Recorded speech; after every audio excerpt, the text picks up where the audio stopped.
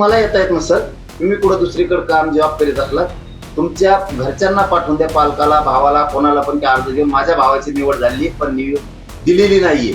नियुक्ती होऊस तर तुमची निवड होऊस तर नियुक्ती होऊस तर तुमच्या माणसाने माघारी जायचं नाहीये. मराठा समाजानं समजून घ्या, याच्यानंतर सांगितलं जाणार नाहीये. आता आज 16 तारखेला सांगतोय, 29 किंवा 28 ऑगस्टला तुम्ही येऊन इथं यायचं. ज्यांची कुणबी नोंद सापडली त्यांनी आपल्याला मोडून काढावाच लागतोय. त्यांना आता 28 तारखेपर्यंत वेळ दिलाय, त्यांनी दिलं आहे. नसता पुढची रणनीती आपण ठरवणार आहे. पण मराठ्यांच्या लेकरांचं एकही प्रमाणपत्र जाऊ द्यायचं नाही. 58 लाखाच्या नोंदी घ्यायच्या, नोंदी घेतल्या, त्याचे कुणबी प्रमाणपत्र घ्यायचे. हैदराबाद गॅजेटनुसार पूर्ण मराठवाड्यातल्या मराठ्यांना प्रमाणपत्र त्यांच्याकडून आता घ्यायचे. या आंदोलनात 29 ऑगस्टच्या सुट्टी द्यायची नाही. सातारा संस्थान, कोल्हापूर, पुणे आणि औंध या गॅजेटियरचा GR घेऊन लागू करायचा आहे. बलिदान गेलेल्या कुटुंबाच्या नोकऱ्याचा जे ऊर्जा विभागाचा GR राहिला ते सगळे घेऊन त्याची अंमलबजावणी करून पोरांच्या घरी ऑर्डर घ्यायला पाहिजे. ACBC आणि EWS याच्यातले जेवढे विद्यार्थी राहिलेत ना, तेवढे विद्यार्थ्यांना माझं आज जोडून आव्हान आहे. प्रत्येक पोरानं ज्यांची निवड झाली त्या प्रत्येक पोरानं आपण आपला अर्ज घेऊन यायचा की निवड झाली पण आमची नियुक्ती दिली नाही. याला जोडून जर तुम्हाला येता येत नसेल, तुम्ही जर पुढे दुसरीकडे ड्युटी करत असताल तर तुमच्या घरच्याला, पालकाला, कोणालाही तुमचा अर्ज घेऊन पाठवून द्या नंतरवाली की आमच्या पोराची ACBC आणि EWS मधून निवड झाली होती पण सरकारनं नियुक्ती दिली नाही. घेतल्याशिवाय तुमच्या माणसाने माघारी जायचं नाही, नियुक्त्या दिल्याशिवाय. याला जोडून प्रश्न, ACBCच्या पोरांचं सुद्धा असंच आहे. ज्यांच्या निवडी झाल्या, EWSचं आता सांगितलं, ACBCच्या ज्या पोराच्या निवडी झाल्या त्यांना नियुक्ती दिल्याने त्या पोरांनी सुद्धा अंतरवालीला आपण आपले अर्ज घेऊन यायचे. सगळ्या पोरांनी एक घर राहायला दुसरा शिष्टमंडळ फर्स्ट मंडळ नाही, प्रत्येक पोराने आपण आपला अर्ज घेऊन यायचा आहे की आमची निवड झालेली पण आम्हाला नियुक्ती दिली नाही. खूप गंभीर विषय सांगतोय, तुमच्या भविष्याचा प्रश्न आहे. नसता त्याच्यानंतर तुम्ही जर आले नाही तर माया नावाने बॉम्बलायचं नाही, आमचं काम झालं नाही म्हणून. हे संधीचं सोनं सगळ्या पोरांनी करायचंय.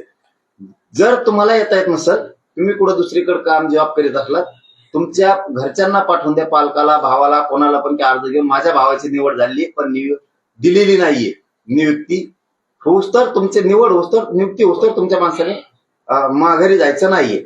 याला जोडून महत्वाचा विषय मराठा समाजासाठी, ज्यांनी कुणबी प्रमाणपत्र काढण्यासाठी अर्ज केलेत, मराठा समाजानं समजून घ्या, याच्यानंतर सांगितलं जाणार नाहीये. आता आज 16 तारखेला सांगतोय, 29 किंवा 28 ऑगस्टला तुम्ही येऊन इथं यायचं.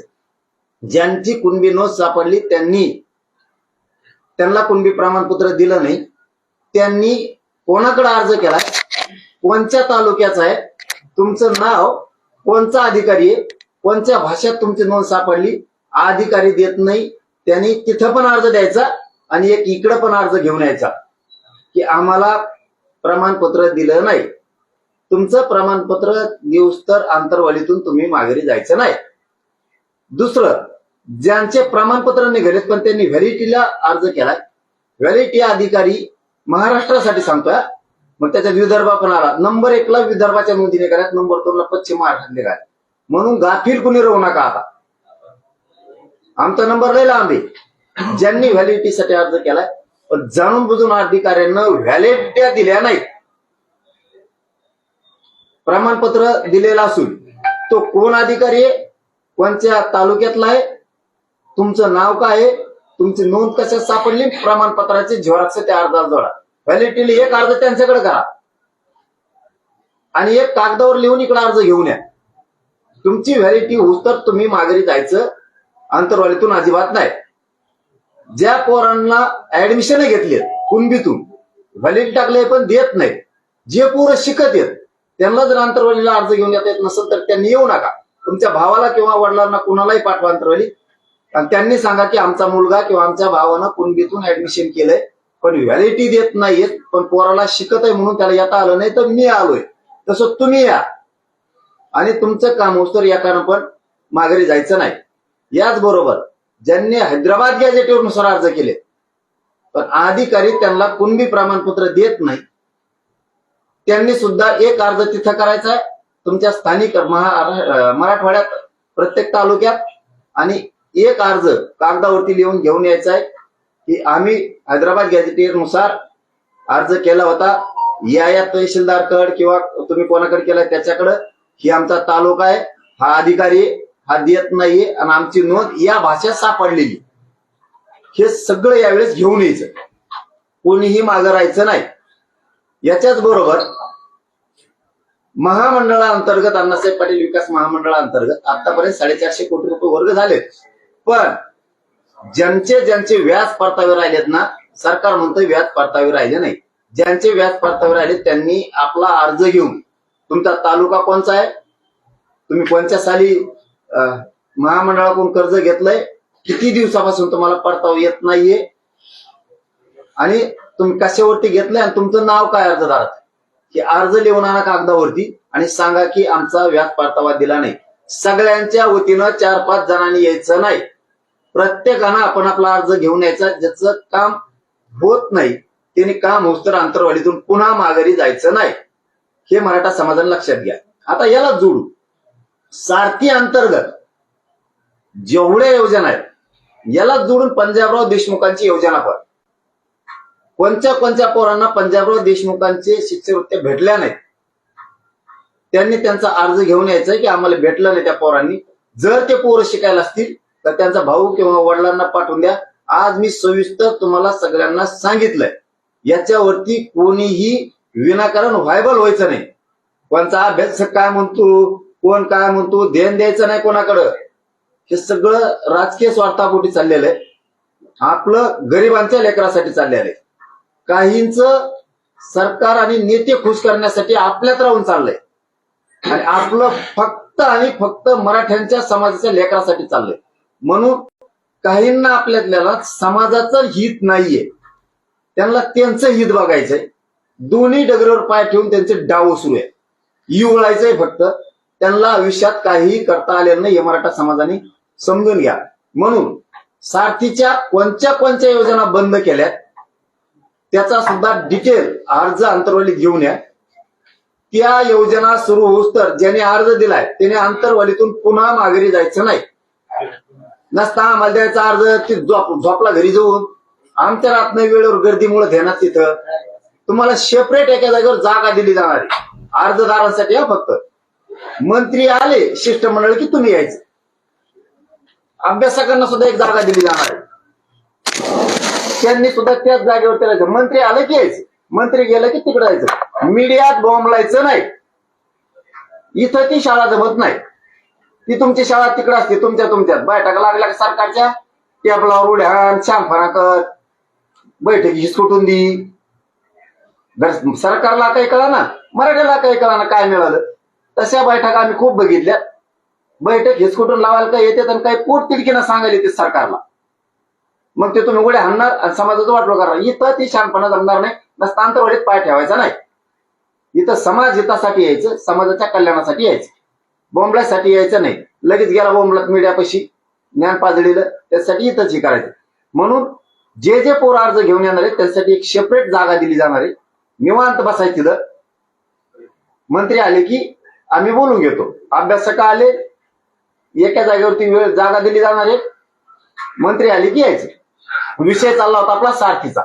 सारथीच्या ज्या योजना बंद पडल्या त्या सगळ्या योजना पुन्हा सुरू करून घ्यायच्या.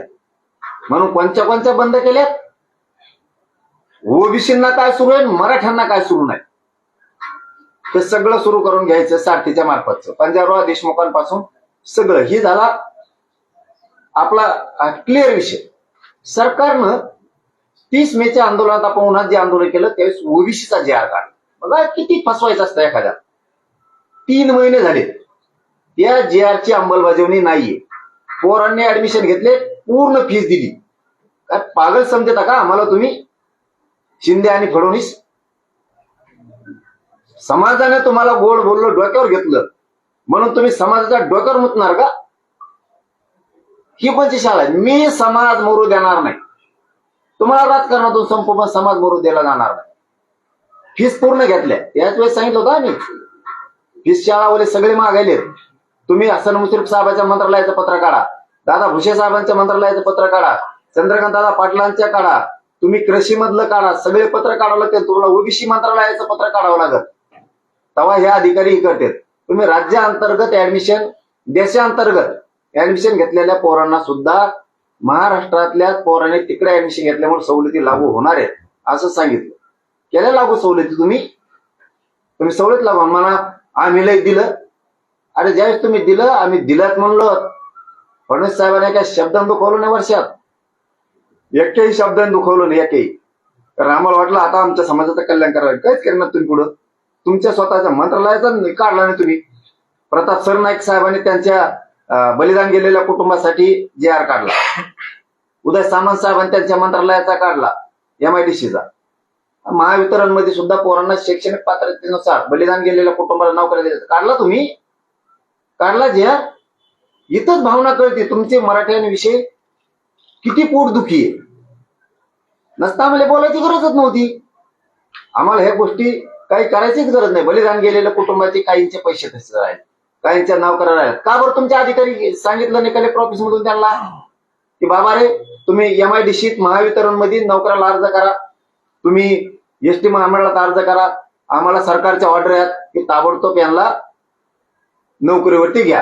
केलं तुम्ही मला आंदोलन सुरू झालं की 6 महिन्यानं सांगितलेले महाराष्ट्रातल्या सगळ्या केसेस मागे घेतल्या तुम्ही. अरे किती जीव घेणार आहे का गरीब समाजाचा? खोटे नाटे गुन्हे दाखल केले पोरांवरती. तू कशामुळे केले? आमच्याच महिलांवरती, आमच्यावरती क्रूर हल्ला केला. पुन्हा त्या भानगडी नाही करायच्या.